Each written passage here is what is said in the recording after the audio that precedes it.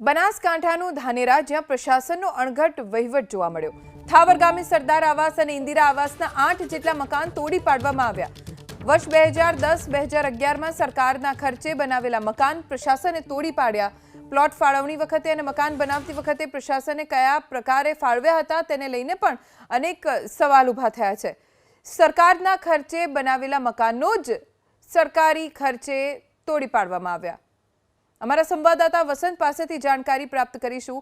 વસંત, આ આવાસ સરકારે જ બનાવ્યા હતા, સરકારના ખર્ચે જ બનાવાયા હતા, તોડી કેમ પડ્યા, શું કારણ?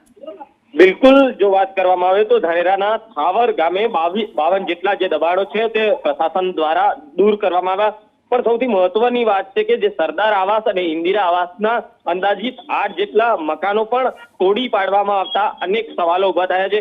કારણ કે સરકારી ગ્રાન્ટમાંથી 2010-2011માં આ સરકારી ખર્ચે બનાવેલા જે મકાન છે તે તંત્રએ તોડી પાડ્યા હોવાનું સામે આવ્યું છે। જો કે પ્લોટ ફાળવણી કઈ રીતે કરી, ત્યારબાદ આ મકાન કઈ રીતે બનાવી આપ્યા તે ને લઈને તંત્ર ઉપર અનેક સવાલો છે। પરંતુ હાલ તો ગરીબ પરિવારો બેઘર બન્યા છે, કારણ કે 52 જેટલા જે દબાણો છે તે દબાણો હાલ તોડી પાડવામાં આવ્યા છે। આભાર વસંત, જાણકારી આપવા માટે। તો સરકારી ખર્ચે બનાવેલા મકાનો જ તોડી પડાતા અનેક સવાલો ઊભા થઈ રહ્યા છે।